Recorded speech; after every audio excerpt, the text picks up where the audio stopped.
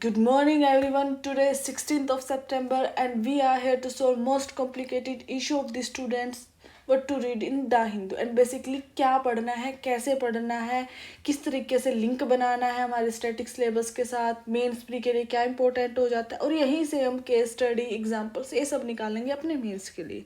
तो let's start. Page number first पर ही यहाँ पे ये न्यूज़ आई है गुड्स ट्रेड डेफिसिट के बारे में।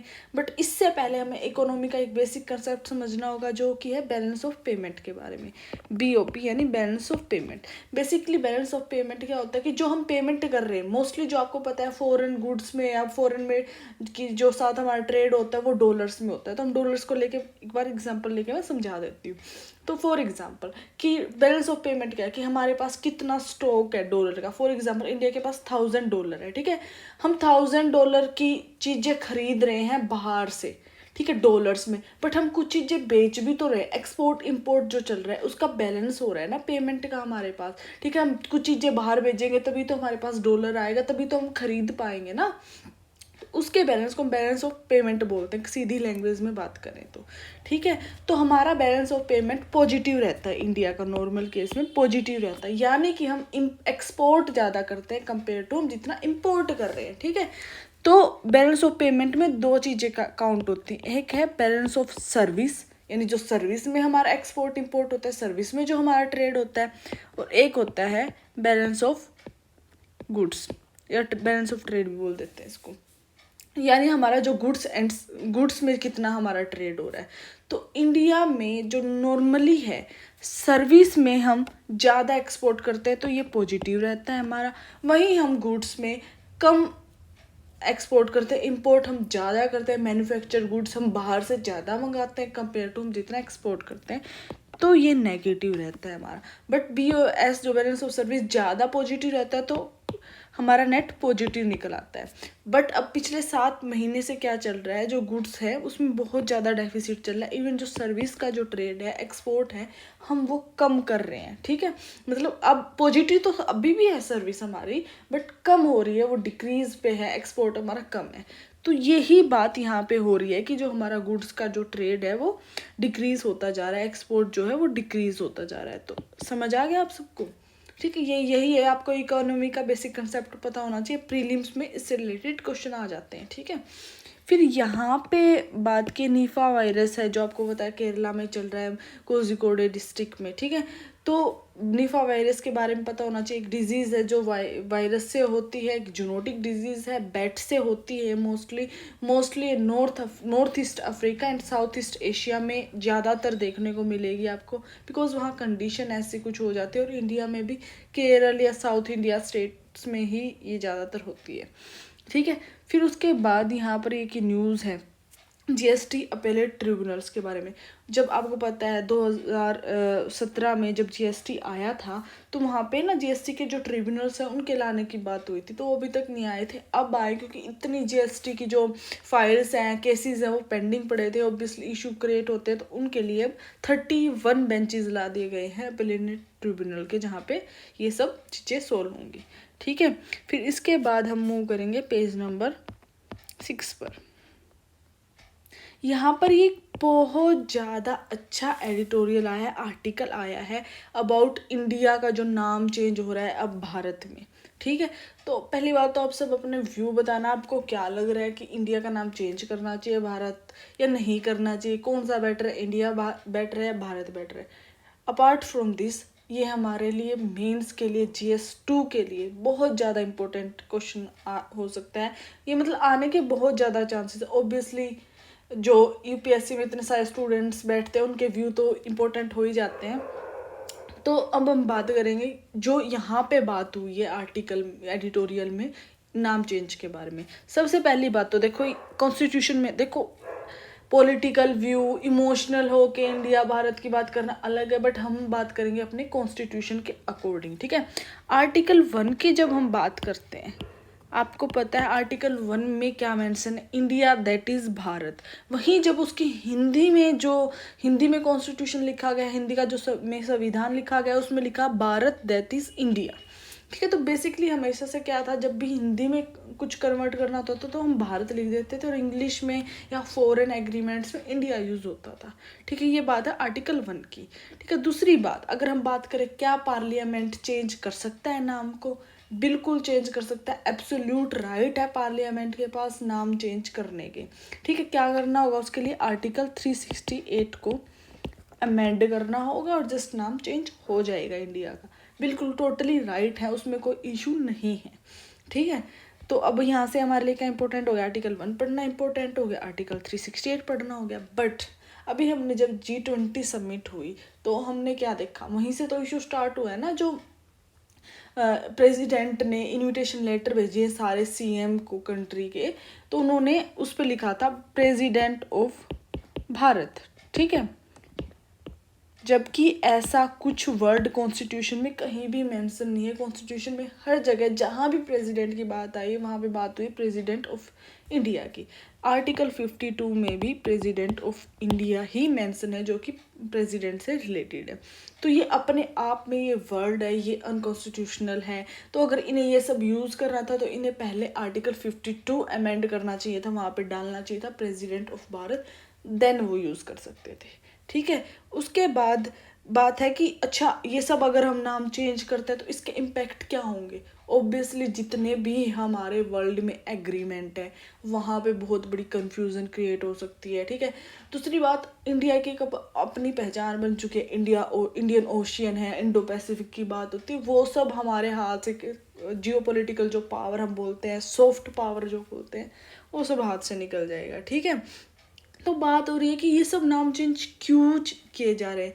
क्या हमारा जो कॉलोनियल पास्ट है कि जी इंग्लैंड ने रखा था ये नाम, तो या हमारे कॉलोनियल पास्ट की वजह से हम ये सब कर रहे हैं। तो अगर क्या सिर्फ हम नाम चेंज कराने से उन सब चीज़ों से पीछा छुड़ा सकते हैं अपना, बिल्कुल नहीं। ऑब्वियसली इंडिया में इतनी सारी हमारी कंट्री में चीज़ें जो हमारे कॉलोनियल पास्ट से जुड़ी है। सबसे बड़ा एग्जाम्पल है रेलवे।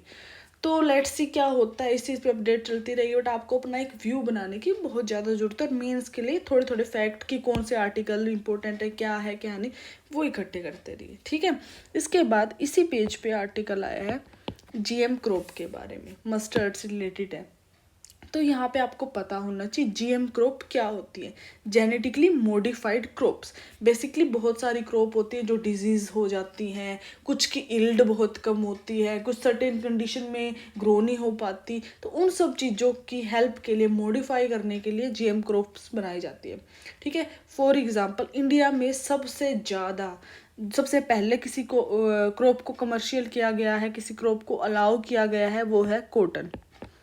ठीक है, BT कॉटन, पता होगा आपको। ठीक है, तो अब काफ़ी फ़ायदा हो रहा है इसकी वजह से ना, इसकी यील्ड भी बढ़ रही है। ठीक है, फिर जो इसमें पेस्ट वगैरह थे उनकी वो भी कम हो रहे हैं। ठीक है, तो अब यहाँ से 2-4 चीज़ें आपको पढ़नी इंपॉर्टेंट हो जाती है। पहली बात कि GM क्रॉप, इन सब चीज़ों को अप्रूव कौन करता है इंडिया में, अप्रूव करता है जेनेटिक इंजीनियरिंग अप्रेजल कमेटी। ठीक है, किसके अंडर आती है, ये अंडर आती है ministry of environment, forest and climate change के अंदर। ठीक है, तो ये चीज़ आपको पढ़नी है। ठीक है, फिर उसके बाद बात हो रही है कि अब यहाँ पे ग्रीन रिवॉल्यूशन की बात हो रखी है, वो पढ़ लेना आप थोड़ा सा ग्रीन रिवॉल्यूशन के बारे में, कि पहले 1960-70s में जब ग्रीन रिवॉल्यूशन आया था तो हम सिर्फ 50 मिलियन टन हमारे पास फूड प्रोडक्शन थी, और आज हम 2022-23 में 300 मिलियन टन फूड प्रोडक्शन पे है।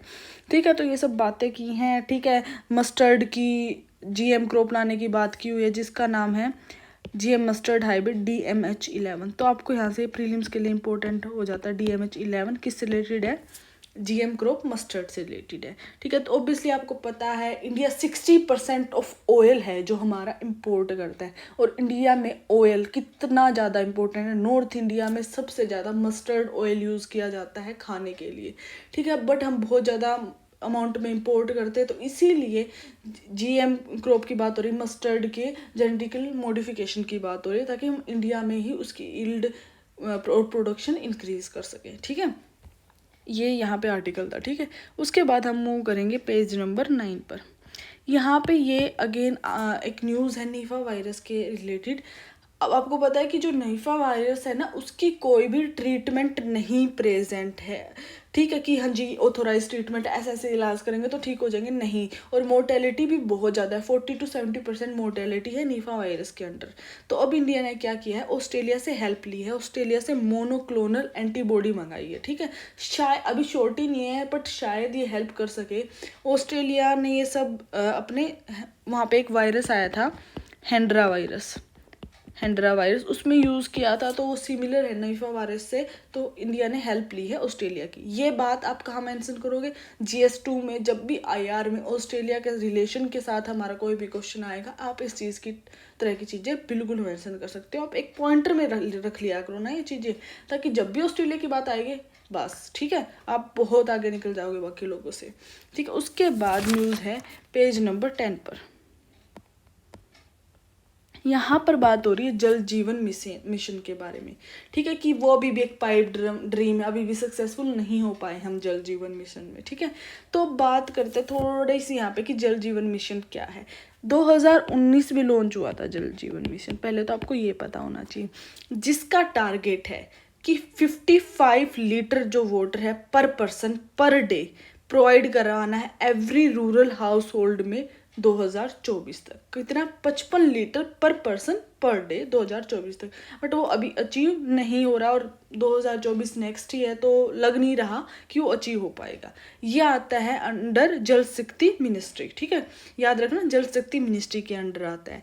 और ये हेल्प करता है हमें अचीव करने में SDG 6, sustainable development goal number 6, clean water and sanitation है जो कि। तो ये मेंस में डाल सकते हो, जब भी जल जीवन या वाटर सिक्योरिटी से रिलेटेड कोई भी बात होती है, जल जीवन मिशन को मेंशन कर सकते हो, ठीक है। इवन जल जीवन के मिशन के टारगेट के बारे में बात कर सकते हो। प्रीलिम्स के लिए इंपॉर्टेंट हो जाता है कि कब लॉन्च हुआ, कौन सी मिनिस्ट्री के अंडर आता है, तो ये चीज़ें हैं, ठीक है। उसके बाद हम मूव करेंगे पेज नंबर 12 पर।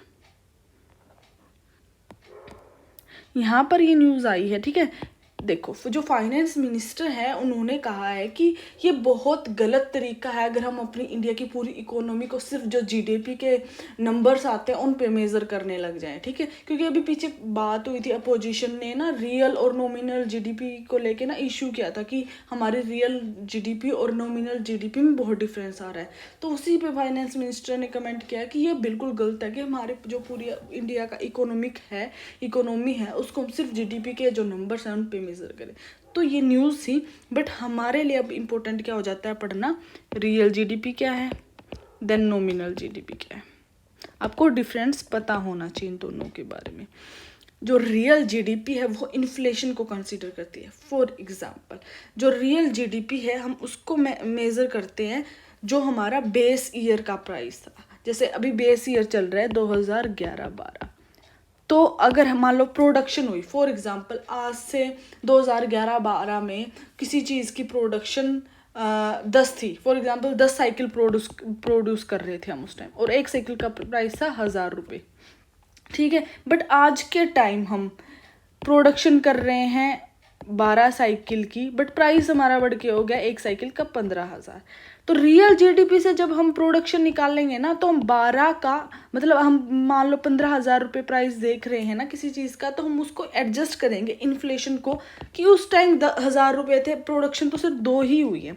बट जब हम बात करेंगे नॉमिनल GDP में, हम ये चीज़ नहीं देखते कि अच्छा महंगाई भी तो बढ़ी है ना, प्राइस भी तो इंक्रीज हो रहा है, ठीक है। तो उस टाइप से हम नहीं देख, नॉमिनल GDP हम प्राइस नहीं देखते, सिर्फ हमें प्रोडक्शन बढ़ती दिख जाती है कि प्रोडक्शन बढ़ रही है, बट हम ये नहीं देख रहे कि प्रोडक्शन में भी उतनी नहीं बढ़ रही जितना प्राइस बढ़ रहा है, ठीक है। तो अब यहीं से हम निकाल लेते हैं अपना GDP डिफ्लेटर।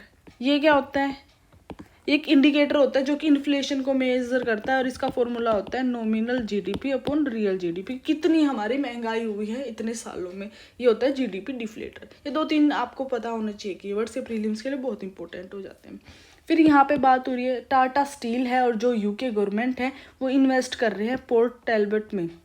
हमको सिर्फ इतना पता होना चाहिए यहाँ से कि पोर्ट टैलबट कहाँ है, UK में, ठीक है। फिर वहाँ यहाँ पे एक न्यूज़ है, इंडियन स्पेस स्टार्टअप है, उनको फंडिंग के इशू आ रहे हैं। न्यूज़ में जाके कुछ नहीं करना, आपको ये लाइन पता होनी चाहिए। जब भी आपका स्पेस मिशन में जो स्टार्टअप का कोई भी मेंस में क्वेश्चन आता है, GS3 में आएगा आपका तो आप वहाँ पे इश्यूज़ में, चैलेंजेस में ये लाइन डायरेक्टली मेंशन कर सकते हैं कि उनको फंडिंग में बहुत इश्यूज आते हैं।